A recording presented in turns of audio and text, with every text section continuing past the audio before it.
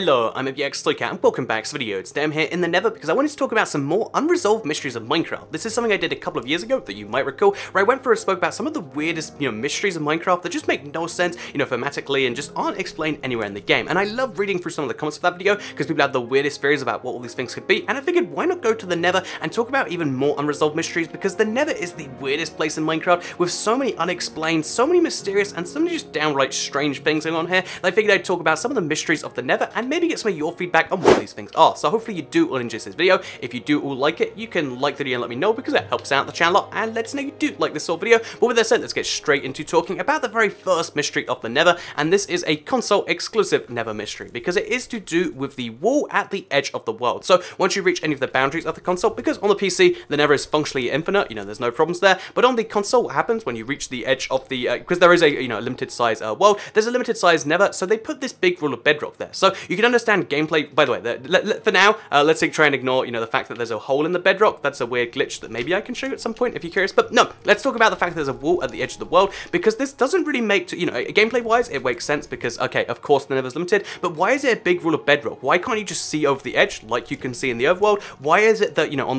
the console, we are cubed in with bedrock? There is bedrock above us, Y128, there's bedrock below us, like in the overworld, but then there's bedrock on all four sides. It is a bedrock cube of, Nether on the console, and that is something that's never quite explained, and that doesn't really make any sense. Why is this big wall here? And why, more specifically, it's not just a wall of bedrock, it's a wall of bedrock with random blocks like you would find on the floor of the overworld, and like you find on the ceiling of the Nether, which means that the Nether, if you really think about it, from any direction, it's exactly the same. If, even though it's going to be a different combination of caves, the Nether, if it was flipped on a side, it would be a still functioning Nether, because you'd still have, bedrock on all four sides, and that's something that kind of blew my mind a little bit, like, whoa, how do we know which way the Nether's really meant to be up, besides the Nether Fortress? There's no way to tell, and therefore, like, what is up with that? Is the Nether, rotating all the time? Is that how different Nethers are generated? Or is the bedrock wall just there because, oh yeah, this has some other reason? I'd love to hear your theories on that, and also on these, holes in it. Like, what do these mean? The fact that we can see outside of it? What is outside here? Is this just outside the game, or is this something else? I'd love to hear your theories, but yeah, that's the first mystery of the Nether, and again, I'll get into how you can find these, or like, what's going on, what you can do with it, after I've explored this some more. I just kind of found it by accident before today's video.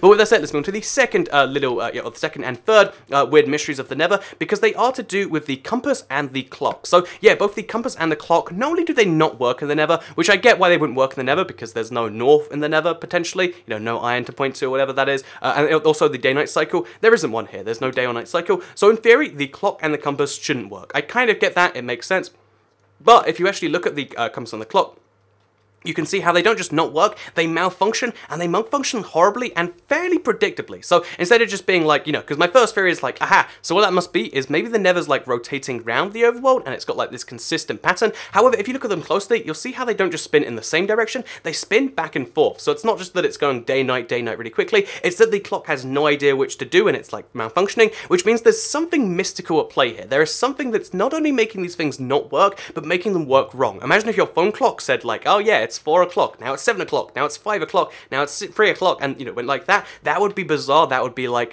some form of weird mystery, and that's what's going on with the clock and with the compass in Minecraft. So yeah, those are the second and third mysteries, but they're not quite as confusing as the side effect of both those, which is to do with the bed, of course. So if you've ever tried this before, it's one of my favorite little things you can do in the Nether, and it's one of the weirdest mysteries of the game, because if you place down a bed and try to sleep in it, then not only will the bed not work because there's no day or night, but the bed will literally explode like that. It makes the biggest level explosion of like almost any in the game. Obviously it's because it's netherrack around it, but still, you can have an explosion bigger than TNT by a really significant amount. It's like a super TNT or a charged creeper. So why do your beds do that when you try to sleep in them? And this is something, again, I can come up with theories as to like, oh yeah, so maybe the day-night cycle doesn't work, so it gets really angry at you, and when you try to sleep, everything explodes. No, that makes no sense. How does a bed which has no explosives in it, and the Nether, which is not explosive by default, why is combining these two things, like a super explosive event, one of the most explosive events in the game? Oh, I have no idea, and that's one of the mysteries of the Nether, really, isn't it? So the fifth mystery is to do with the mobs, because in the Nether, most mobs are based on overworld mobs. So the wither skeleton is quite literally just a skeleton, just withered.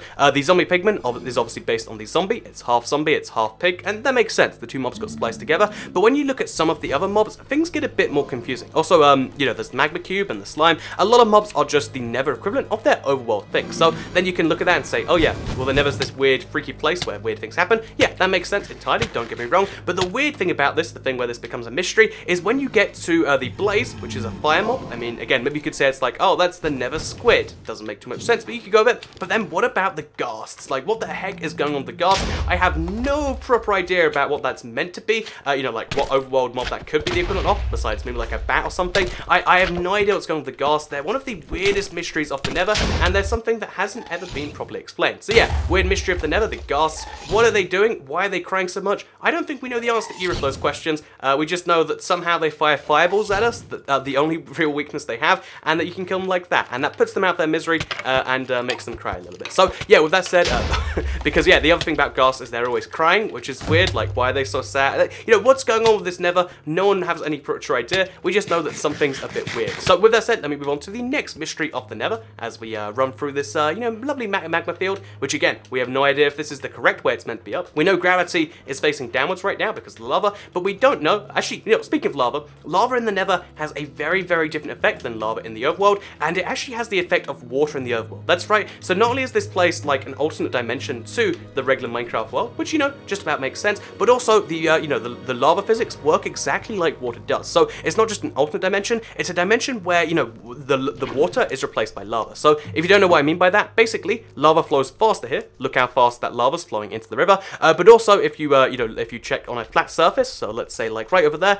lava can flow 8 blocks like it does in the overworld, as opposed to 4, sorry, like it does, like water does in the overworld, as opposed to 4 like it can, you know, do in the overworld. So it flows like water, but like exactly like water to the exact same measure, which is really, really strange and dysfunctional. So why does lava flow further? We don't know for certain. We can just kind of say like, ah, oh, that's a bizarre little fact of the Nether. And yeah, not only that, but also no mobs are harmed by the lava. So lava is functionally water here, but why is that the case? And if it is the case, why does it still harm us as Steve? We don't know for sure. We know it's a mystery though, and I'd love to hear some theories on that. Like, I'd like to know some theories on why Bedrock doesn't affect, you know, why Bedrock doesn't affect the beacons the same way it does in the overworld. Because in the Nether, this also works in the end if I'm not mistaken. In the Nether, you can actually have your beacons go through Bedrock. So they can't go through Netherrack still, which is really confusing to me because this is the most, you know, opaque, most, you know, like hard to get through block in the game. But in the Nether, only, you know, your beacons can go through it. So beacons work exactly the same in every other respect, except they can go through Bedrock, which is just the strangest, you know, like weirdest little thing. And I know why, again, gameplay reasons why it exists, because obviously you have a ceiling on the Nether, you have to go through the ceiling. But what is the actual reason that it can get through the hardest to crack block in the game, but only in the Nether? I don't know why that is. I don't know why it's not also in the overworld. It's one of those weird little bits of Nether functionality where we just kind of go, huh, that's weird, isn't it? So speaking of weird things in the Nether, there's one more mystery I'd like to observe, and it's to do with the endermen. So obviously we worked out there's one way to get from the Nether to the overworld, and then you can get from the end to the, you know, the overworld to the end by using an end portal. So there's portals to get from one place to another. These use some weird magic of some form to get from one place to another. But why is it that the endermen, who can teleport around, can also teleport between dimensions? Like, if you think about it, you know, this is an ability they only get recently too.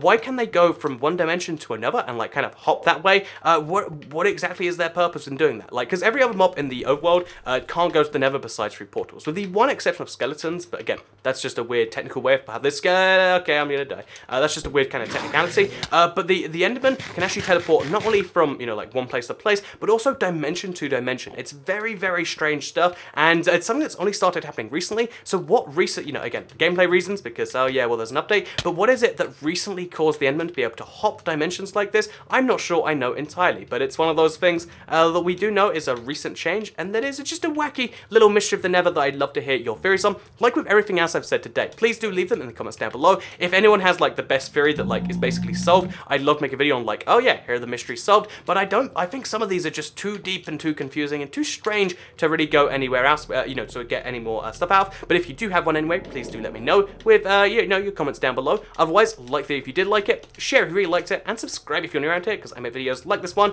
every single day on my channel. And if you subscribe, you'll see them daily on your homepage. Thank you very much for watching. Here is the Nether Fortress, another strange little thing. Why is there only one of these per world? What's going on with that? Why is there great mysteries to be found here? But yeah, I hope you all enjoyed this video. You know, who put all the diamonds in the Nether Fortress? There's so many questions, so few answers, and that is the Nether that I wanted to talk about, and that hopefully you all enjoyed. So I'll see you next time.